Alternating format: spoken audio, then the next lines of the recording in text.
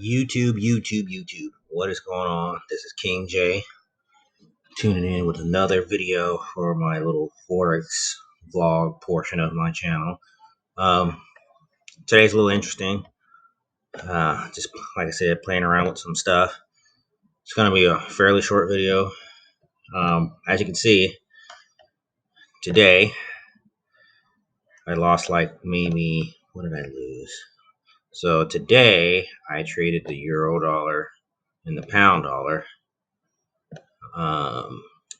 Let's get to the correct month, so in the correct day.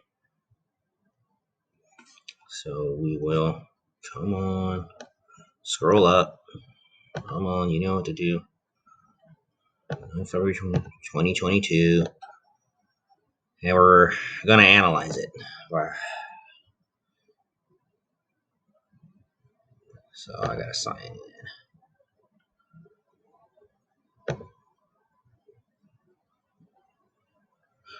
Alright, so now we're signed in and I can show some analytics of what happened. I don't want to do all that. So pound dollar, euro dollar is what I traded today. So let's analyze that. So I believe, oh, I'm analyzing the wrong period. That's why. So 2/11, obviously, 2/12, and we're going to analyze that.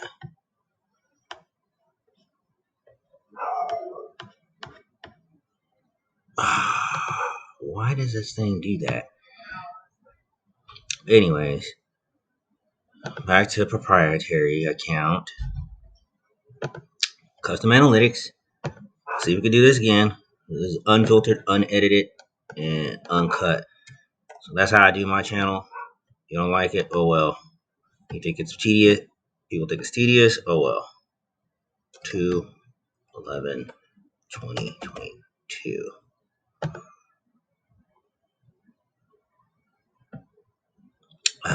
Such a pain in the derriere. So euro US, pound dollar. So we're going to analyze that. So this is today, which kind of sucks. It's like 0.8%. But you know what? A day that's positive is a day that's better than it's not positive. You know what I'm saying? So let's see where I went. Let's see where things went haywire. You see some of my entry prices. You see where I got in, got out. Actually, this is not really that accurate because I gotta figure out why it's like doing 0/0/0/0, and we end here, and then we analyze that. Now that's more accurate. So I was down 2.25% basically today. And as you see, I lost 22 pips, which, you know, whatever. It's 22 pips, 2.25%. It is what it is. It's not a huge deal to me. I could tell you the mistakes I made. I think mistake number one was I didn't have my chart set up the way I want. So I will say this about my charts: I do not use standard time frames.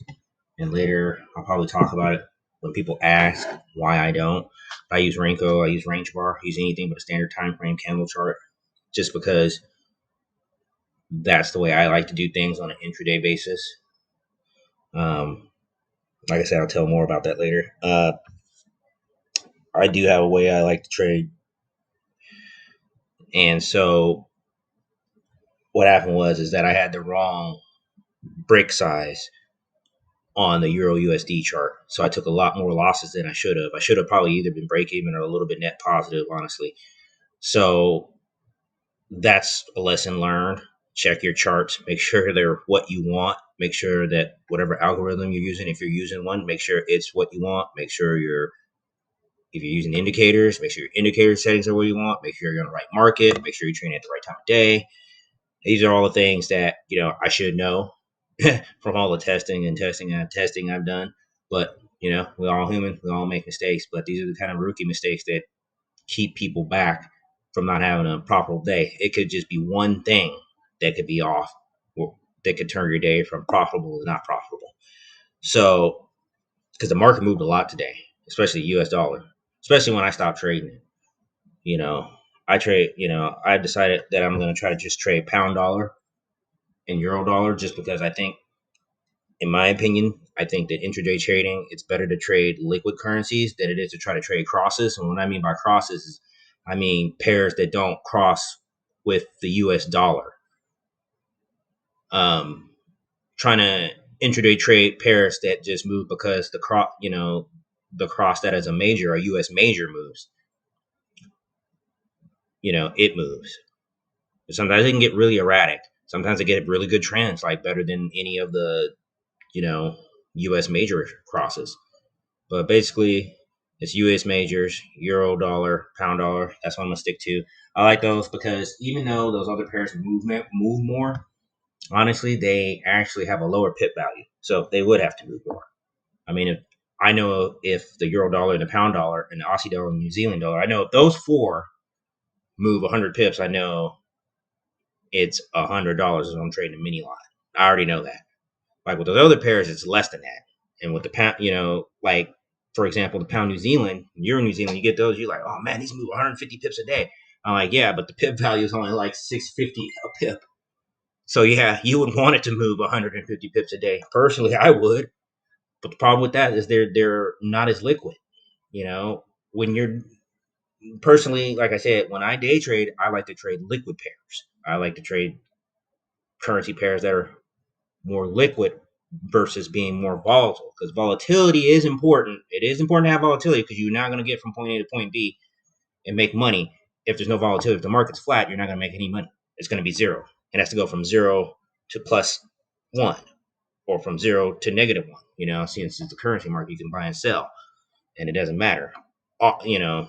Spot market, I should be doing spot market. Currency futures, you can do that too, but I'm primarily talking about spot market here and CFDs. So you have to have some sort of volatility, but you can't. But you also need to be pretty liquid, because spread counts. Because the lot size you trade, if you're going to try to trade really big lot sizes, that counts. But although I doubt that anybody listening to this, or even myself, will ever trade a lot size that's so big that it affects the market, and I wouldn't want to affect the market in any kind of way like that. So, anyway, this was just my little vlog. You see, -2.25%. I wish it was the other way, +2%. And 9 trades. Not a very good win rate, obviously. Um, but 22 pips is not that big of a deal. I've had days where I've made like 100 pips. So we'll just see what it is when I leave stuff alone and have all the right settings and the right indicators and the right setup, and I don't mess with it, and I'm like not switching back and forth trying to find a better setup, because that's another issue of mine too. There are no better setups. It's just what you have, and you work on what you have. So anyhow, that's it for me.